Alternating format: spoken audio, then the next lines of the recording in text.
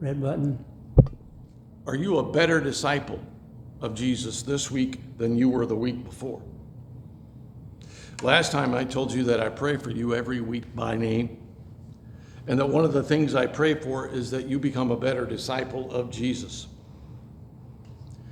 In some ways, I wonder if it helps my praying for you. I truly believe it does, although I might not recognize it as it's happening.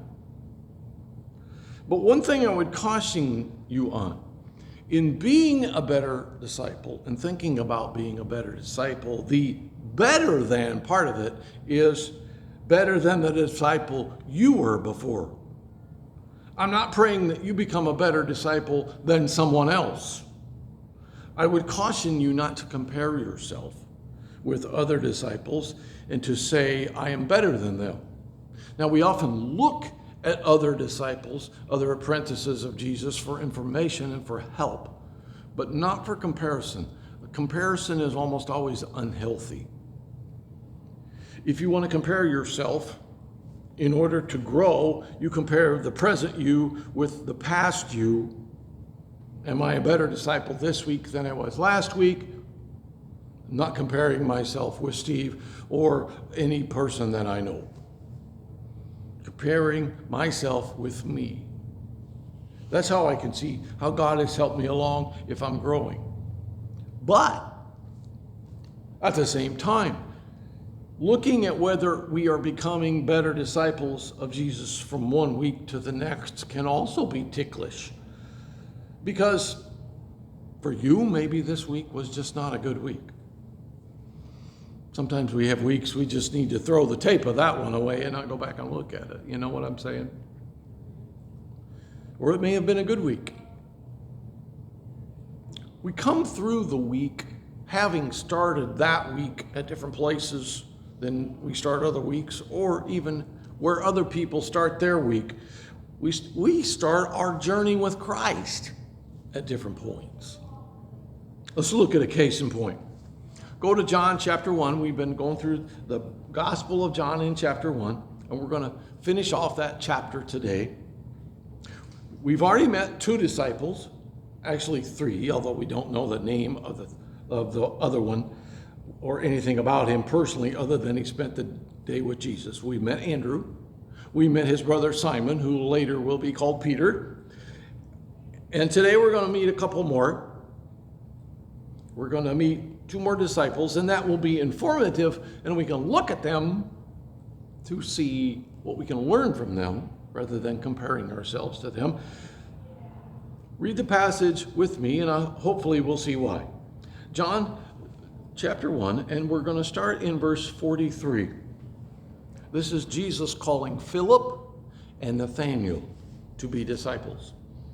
The next day, Jesus decided to leave for Galilee. Finding Philip, he said to him, "Follow me." Notice, and I know that's only one verse, but stop and look at that. Notice there's not a lot of information about the call for Philip. There's no description of, well, where are we going? There's no expectations laid out, and none that we can tell anyway.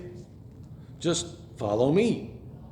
And I mentioned that what might seem a minor fact on purpose. If you want to know all the steps beforehand, discipleship might not be your thing, or it might be a hard thing for you. Jesus will tell you the next step sometimes, but he doesn't very often tell you the steps beyond that.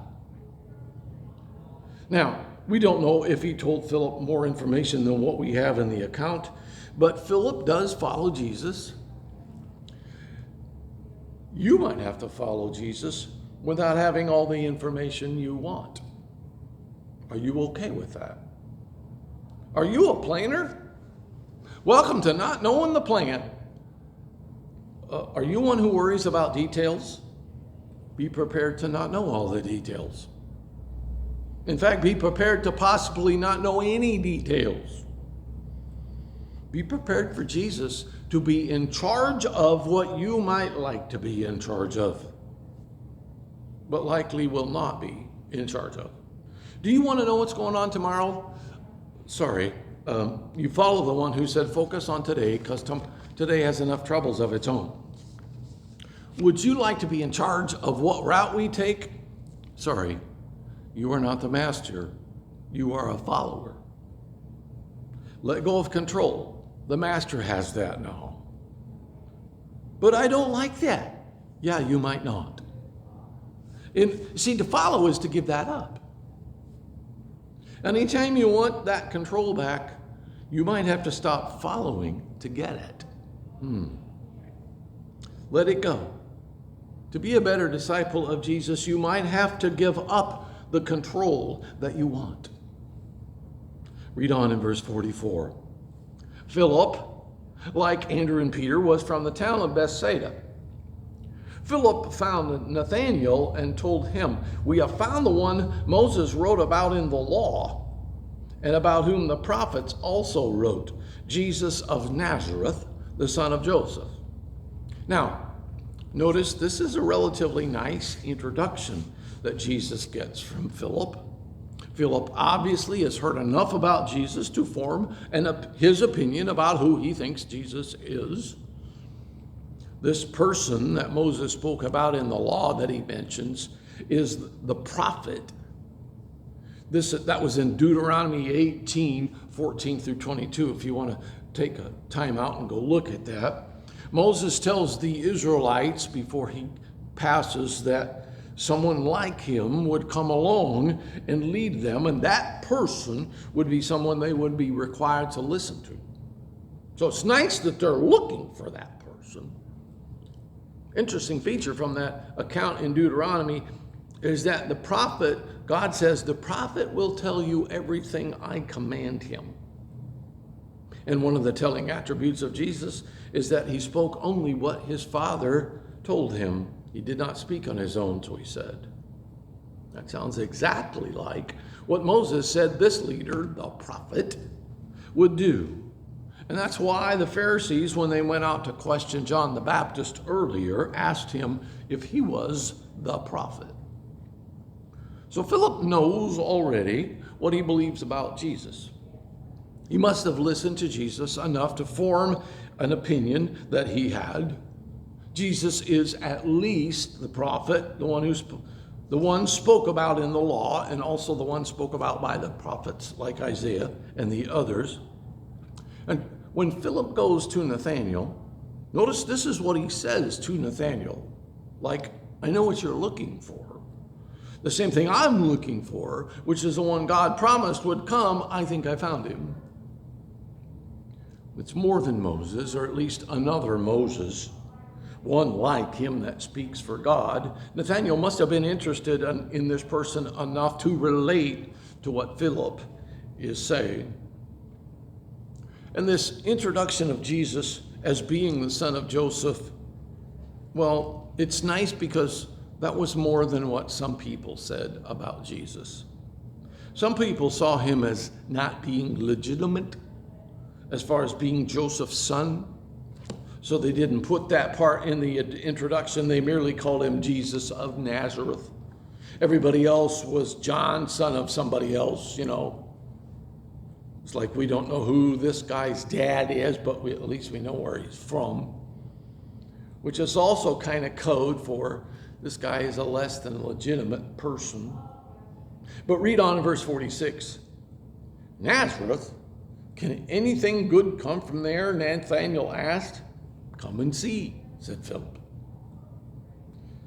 Notice that Nathanael doesn't take issue with the part of the statement about Jesus being the son of Joseph. He takes issue with the part about Jesus being from Nazareth. Evidently, that was not a shining resume point for whatever reason to be from that village. Why, we don't know. But he's less than complimentary when he finds out Jesus is from Nazareth. We might call it an insult if somebody were to say to us, you're from there? Can anything good come from there? So Nathanael starts off as skeptical. Philip doesn't really, and Andrew doesn't, or at least they've answered those things. And I want you to see that. We don't all start in the same place as far as belief. Some of us don't take much to get to a place of belief, or you could say we start partway there.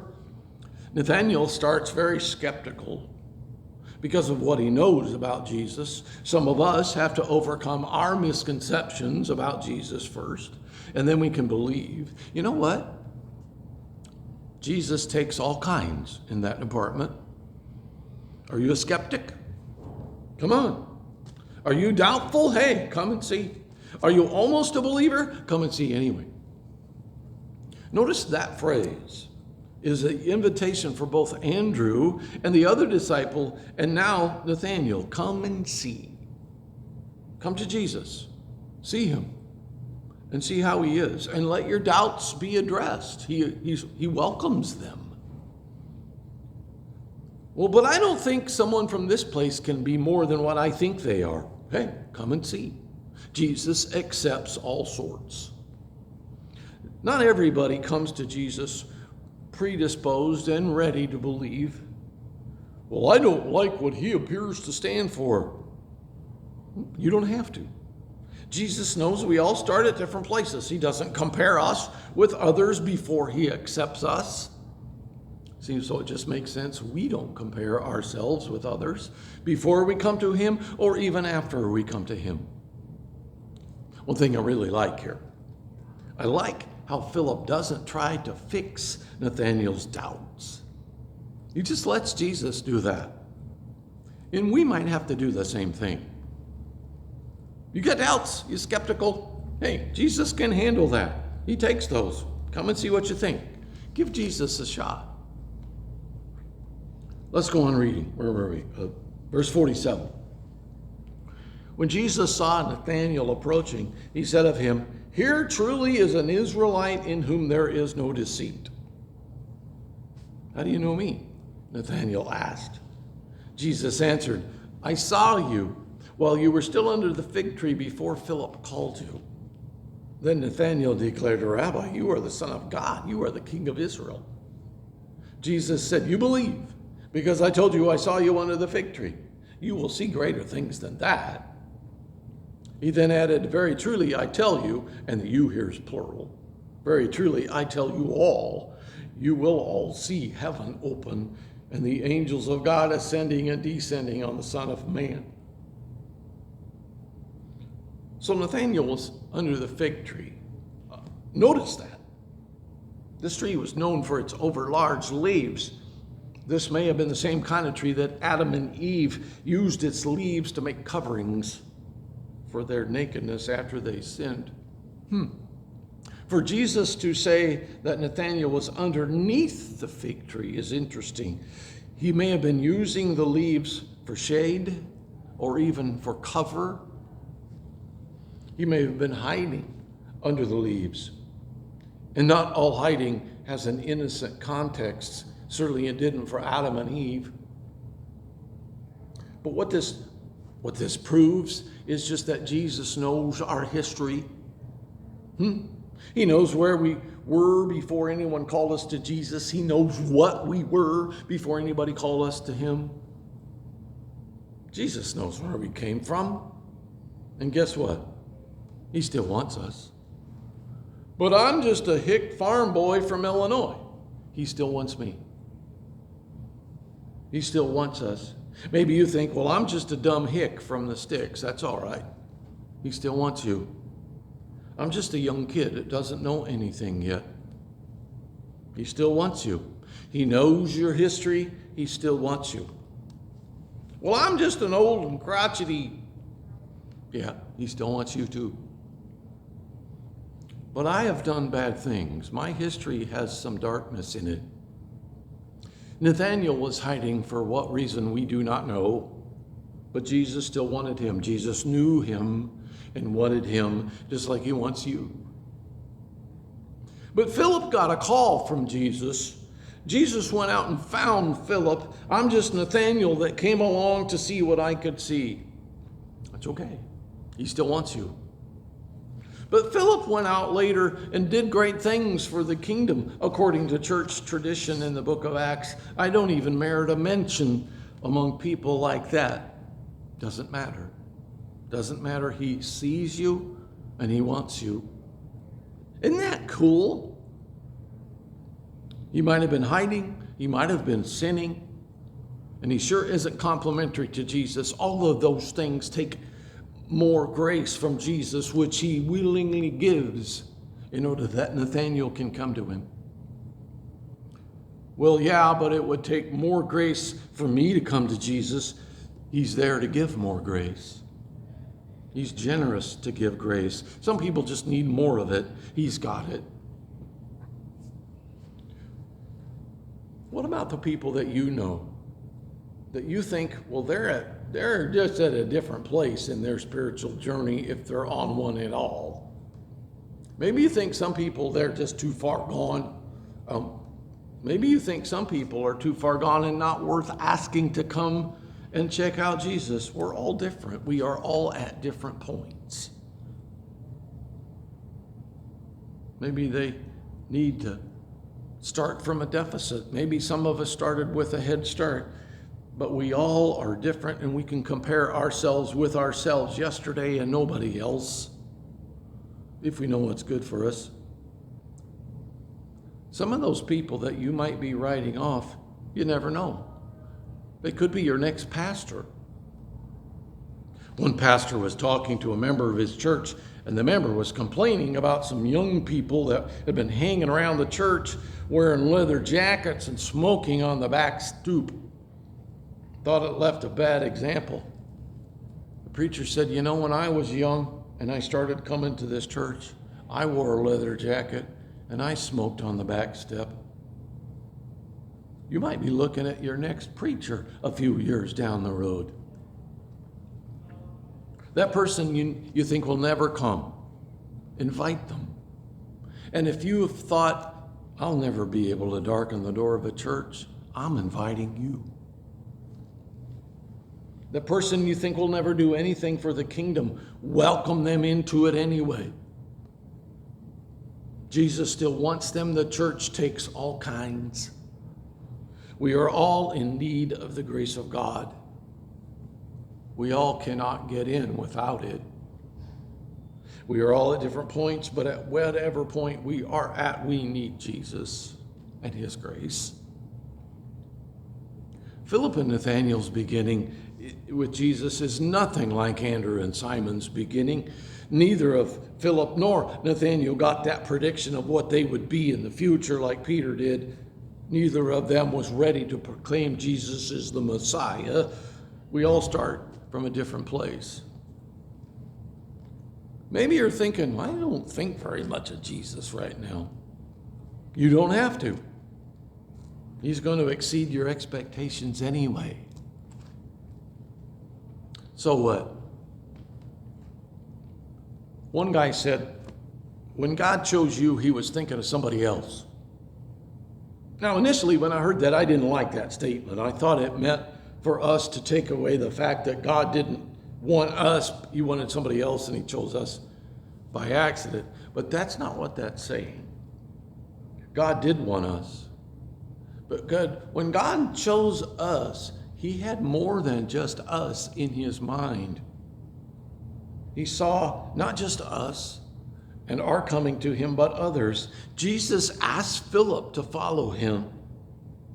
And Philip did, but Philip asked Nathanael. I think Jesus was thinking about Nathanael and had Nathanael in his mind when he asked Philip. Maybe he knew that only Philip knew how to reach Nathanael. Maybe he knew that Philip was necessary because he could reach someone else. When God chose Philip, he had more than Philip in mind. He also had Nathanael in mind. The same with you. When God chose you, he knew that you had someone that you could reach that nobody else could. Don't dismiss someone as not worth the invitation because you might be the only one that can reach out to them. That person may be the person God had in mind when he called you. In effect, God may have had a special job for you from the moment you heard him call your name. There are people that you can talk to that I never could and never will. They won't listen to just anybody, but they'll hear you. They may only listen to you. I can reach some people that would scare you, okay? I can talk to weird bikers and people with tattoos, and it's not a problem. While there are other people that when they see me, they walk down the other side of the street.